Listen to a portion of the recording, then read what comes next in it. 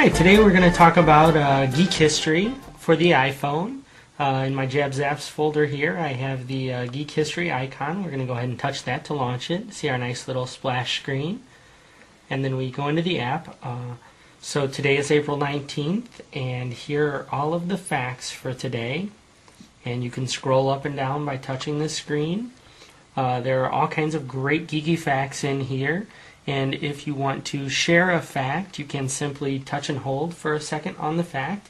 I'm a big fan of the Rocky Horror Picture Show, and I see Tim Curry, who is the star of the Rocky Horror Picture Show, Legend, Annie, and Clue, was born today in the UK. So I'm going to share that fact.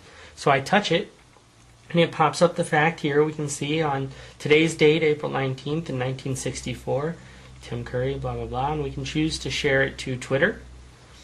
Now the first time you touch any of these buttons, the Twitter or Facebook, you're going to be asked to enter your username and password, and the authentication will happen, and from that point forward it'll just automatically happen behind the scenes. You saw that it said the tweet was successfully published. So let's see what else we've got here. Soylent Green. Soylent Green, which was directed by Richard Fleischer, starring Charlton Heston, Lee Taylor Young, and Edward G. Robinson, was released on today's date. So we're going to share that one to Facebook. And we'll see here, Facebook status published successfully. Okay. So that's sharing the facts. You can also share the facts, as you notice, to email or text message if you're using a device that has text messaging enabled. You can also cancel back out if you decide you don't want to share it. So that's the facts themselves. Now there are a couple different ways to change the dates here in the full version. You can touch the arrows to change to the next date. And here we can see April 20th and its facts, or the 21st. You can touch the arrow to come back. You can also use the swipe functionality. So on the top of the screen, if you swipe, you can go back a day or forward a day. You can also touch the date picker if you want to jump to a much further date. So we want to go to, say, August 22nd, and we can select that date and see here August 22nd and what happened on that day. So you can look up your birthday, your friend's birthday, and then send some facts to them. And if you want to return to the current date, just touch the date picker and choose today, and no matter what date you're on, it'll automatically jump back to the current date. Now the next tab over at the bottom here is the settings screen. We can go there if we want to manually set a background. You can choose any background you like, and you'll notice that as you stop on one, it will populate the background so you get a preview of what that background will look like. And then if that's your favorite one, you can save it, and that'll be your background for every day. So if we select July 19th, we can see that it's still that background because we set that as our favorite.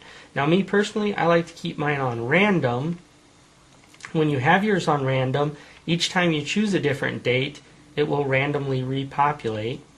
Or you can use the little Geek History button in the bottom left to refresh the screen, and it'll change the background when you have it on random. It's a cool little added feature I like.